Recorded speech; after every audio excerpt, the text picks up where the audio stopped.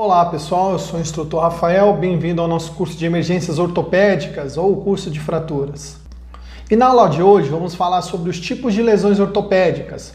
Vamos aprender a avaliar e compreender a fisiopatologia desses tipos de lesões. Peço a você que antes de prosseguir nessa aula, assista a nossa aula de anatomia músculo-esquelética. Essa aula tem como base a introdução nos outros assuntos, facilitando assim a compreensão. Podemos definir lesões traumáticas como sendo qualquer agravo que venha atingir a vítima e sofrer no seu sistema músculo-esquelético, causando lesões temporárias ou sequelas permanentes, podendo ser uma fratura, uma luxação, um entorse, uma distensão ou até mesmo uma amputação traumática. Contusões. Para começar, vamos falar de contusões. Contusões, como você pode ver na imagem, é uma lesão causada por um impacto ou por uma pancada. No caso aí na imagem, vocês estão vendo um soco no rosto. Contusão muscular é considerada uma lesão traumática aguda sem corte, então não há corte. Decorrente de um trauma direto nos tecidos moles, ou seja, peles e seus apêndices, e que provoca dor e edema, ou seja, provoca uma coleção de sangue local. Aí no exemplo você pode ver aí na imagem um exemplo de contusão.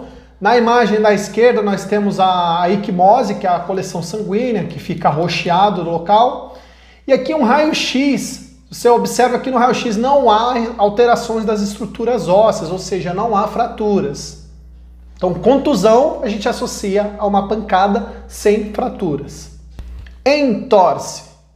A entorse é a ruptura parcial ou estriamento dos ligamentos ao redor de uma articulação. As formas graves produzem perda da estabilidade da articulação, às vezes acompanhado por uma luxação, que é o que nós vamos ver a seguir. Entorse é quando se força as estruturas das articulações, que são elas chamadas de ligamentos. A entorse, parecida com a contusão, também deixa a equimose, tem como característica o roxeamento do local. Mas como nós observamos, a diferença é que é sempre em locais de articulação. Muito comum nos jogadores de futebol, onde torcem o pé, ou mulheres utilizando salto alto, ou até mesmo quedas de altura, de muro, de estruturas altas, de andaimes, a pessoa durante a queda causar esse tipo de lesão. E observando o raio-x de um entorse, a gente pode observar que também não há fraturas. A entorse, diferente da contusão, não dá para ser um tratamento caseiro. Algumas pessoas insistem, mas há o risco de serem lesões graves de ligamentos e alguns casos são até cirúrgicas. Nesse caso, não tem opção. Essa pessoa necessita ir ao hospital para que se faça um raio-x e um exame mais detalhado para ver se não tem outras lesões ou se essa entorse não comprometeu grandes ligamentos. Luxação. A luxação é o deslocamento de uma extremidade óssea, de forma em que as superfícies articulares não fiquem mais em contato adequado para a sua mobilidade. O dano aos tecidos moles podem ser graves, afetando vasos sanguíneos, nervos e a cápsula articular. Na luxação, então, nós temos dois ossos em uma articulação e que devido ao trauma ou à torção que ele sofreu, o osso fica sobre o outro, ele sai da sua posição anatômica, forçando toda essa estrutura da articulação. A característica mais clássica da luxação é a deformidade e também é muito dolorosa. Como podemos observar aqui, temos uma luxação de terceira falange medial. Nessa imagem estamos vendo uma luxação de joelho. Nesse outro exemplo podemos ver uma luxação de ombro. E aqui ao lado temos um raio-x dessa luxação. Se observe que é somente o deslocamento do osso, não há fratura.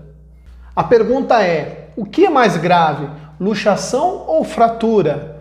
A resposta é, depende. Depende da gravidade dessa luxação, o quanto ela comprometeu as articulações naquela região, os ligamentos e tendões, e a fratura a mesma coisa. A grande fator na fratura é quando ela rompe os tecidos, que é chamada de fratura exposta, que vamos ver a seguir.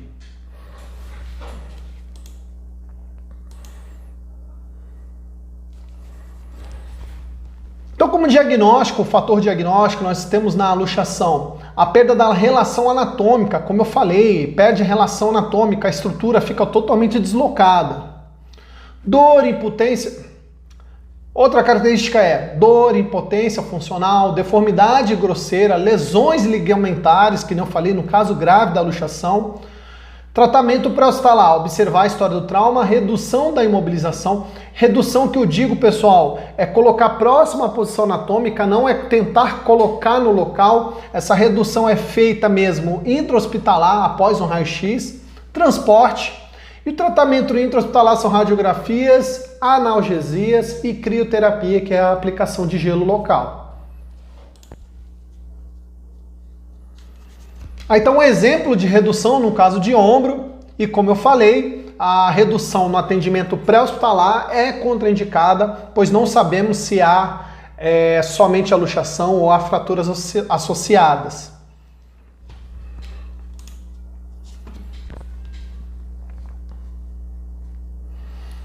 Definiremos fraturas como sendo qualquer interrupção da continuidade de um osso, até mesmo a fissura. Em algumas fraturas, o osso pode estar apenas fissurado, em outras, os fragmentos ósseos podem estar separados. Em outras situações, os ossos, as fraturas, os fragmentos podem estar acavalados. Então, como resumo, nós podemos definir fratura como ruptura da continuidade óssea. Ou seja, o osso ele não precisa estar completamente quebrado, atravessado, como no caso da fratura transversa. Ele só precisa ter somente uma fissura, já é considerado uma fratura. Fraturas fechadas ou simples são aquelas em que não há o rompimento do tecido através de extremidades ósseas. São menos graves por ter menos lesões sobre a pele. Então tá aí um exemplo de fratura fechada aqui no raio-x. Temos a fratura aqui de epífise, né, de extremidade óssea. E aqui na visão externa você observa que tem a deformidade. Olha só que curioso, por ser próxima à articulação do antebraço e a mão, pode haver a suspeita de uma luxação, né? Então isso pode nos levar, pode nos enganar a imaginar que é uma luxação, né? E nesse caso de uma fratura, ficar tentando fazer redução, você poderia agravar essa lesão, até mesmo piorar, causando uma fratura exposta. Mas voltando à aula, a fratura simples, você observa aqui que não há o rompimento da pele, né? Não há lesão, né? Eu posso dizer que o osso, quando ele se quebra, ele se torna uma faca, ele se torna uma lâmina, a sua ponta é aguda, a sua ponta é afiada e ela pode romper sim essa pele. Fraturas expostas. As fraturas expostas são mais graves que as fraturas fechadas. Uma observação importante é que as fraturas expostas são contaminadas, são cirúrgicas e são de urgência. As fraturas abertas ou expostas são aquelas em que o osso rompe a pele, ou seja, ele tira a continuidade da pele pelo próprio mecanismo da lesão. Então esse osso se quebrou e a própria ponta dele rompe a pele e exterioriza. Uma coisa muito importante é que a fratura exposta, ela não necessariamente ela precisa ficar com o osso para fora. Somente o fato dele ter rompido a pele já se considera fratura exposta. Mas instrutor, como é que eu faço para saber se essa lesão, né, esse ferimento é uma lesão comum ou se foi por conta da fratura exposta? A dica que eu te dou é: se essa lesão é próxima à fratura, realmente você considera como fratura exposta. Agora, quanto ao nome da lesão, isso eu peço para que você assista a nossa aula de ferimentos e hemorragias. Aí temos um exemplo de fratura exposta, em que você observa aqui na extremidade, em que o osso ele rompeu a pele. O osso, apesar de não estar exteriorizado, é considerado uma fratura exposta nesse caso. Aqui temos outro exemplo de fratura exposta, em que o osso rompeu o tecido de continuidade e posteriormente voltou para a sua região anatômica. Os sinais e sintomas de uma fratura são imobilidade do membro, ou seja, a pessoa tem dificuldade, movimenta muito pouco ou não movimenta nada este membro. O membro fica pálido, às vezes por o próprio osso estar obstruindo ou pressionando algum vaso O membro fica pálido, pois o próprio osso às vezes está comprometendo as estruturas vasculares dessa região, dor intensa, formigamento e deformidade do membro, como já vimos. Agora vamos falar das classificações da fratura. As classificações da fratura não vão alterar em nada a sua conduta no tratamento nos tipos de fratura. Ela simplesmente serve como observação e até mesmo como avaliação da gravidade da lesão. Muitas das vezes você não vai conseguir observar no local que tipo de fratura é, só dando para observar posteriormente em raio-x. Nós temos fratura transversa, simples, em galho verde, composta, cominutiva, espiral e oblíqua. Na fratura transversa, nós observamos que o osso ele rompeu toda a sua continuidade, ou seja, ele atravessou o osso de ponta a ponta, separando toda essa estrutura óssea. Ele é um corte reto, por isso o nome transversa. Já na fratura simples, ele começou a fratura, mas não terminou a continuidade óssea. Ou como nós dissemos no início da aula, é uma fissura dessa continuidade óssea. Já na fratura em galho verde, é parecido com a fratura simples, só que a causa é diferente.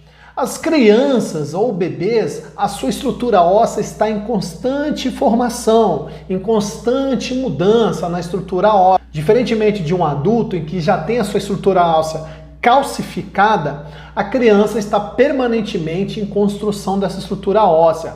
Ou seja, em termos práticos, os ossos de uma criança são mais moles que de um adulto.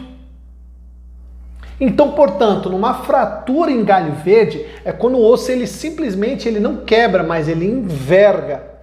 Tá? Você pode observar isso até mesmo em raio-x. Fratura composta. Na fratura composta, o osso, além dele ter rompido todo, como na fratura transversa, ele sai da sua posição anatômica. E é geralmente esse tipo de fratura composta que causa as fraturas expostas. Fratura cominutiva. A fratura cominutiva é quando o osso ele se quebra em dois fragmentos ou mais, ou seja, há um impacto geralmente de adução, de impacto, ele causa a fragmentação desse osso. A fratura espiral é como se fosse uma fratura simples, só que em formato de espiral na estrutura óssea, geralmente em ossos longos. E geralmente a causa são movimentos rotacionais. E a oblíqua é parecida com a fratura transversa, só que em formato diagonal, como podemos ver aqui na imagem. Vamos falar agora de complicações de lesões osteomusculares. A primeira e a mais preocupante são as lesões de vasos sanguíneos. As grandes artérias das extremidades ficam bem próximas junto aos esses ossos, especialmente próximas às articulações. Algumas fraturas, como as de fêmur e de bacia, podem produzir hemorragias graves, pois ali na região do nosso quadril passam grandes vasos, levando a vítima a um choque hemorrágico ou um choque hipovolêmico. E pode, em alguns casos, devido à interrupção do fluxo sanguíneo em determinada região, pode levar à amputação desse membro, ou seja, a morte celular seguida de amputação cirúrgica. Então, como podemos ver aqui na imagem, as estruturas aqui, nós temos a artéria braquial bem próximo ao nosso húmero, que é o osso do braço. Então, uma ruptura dessa continuidade óssea, uma fratura desse osso, no caso da fratura composta, na caso da fratura composta fechada, simples, ele pode fazer pressão sobre essa artéria e parar de irrigar sangue daqui para baixo. Foi o que nem eu falei, há uma pressão do osso sobre a artéria e essa continuidade aqui acaba ficando sem perfusão sanguínea e posteriormente, se não for tratado, pode levar à morte celular e necrose do membro daqui para baixo. Lesões de nervos. Parecido com as lesões, as complicações venosas, é a de lesões de nervo. Essa própria continuidade óssea, geralmente nas fraturas compostas, pode fazer pressão sobre a região nervosa. A característica clássica disso é que nós podemos observar que a pessoa perde a sensibilidade na extremidade, geralmente nas falanges, ou até mesmo a pessoa sente formigar as extremidades, ou seja, é sinal de complicação nervosa. E outra complicação é a infecção. No caso das fraturas expostas, o nosso maior medo é a infecção dessa região.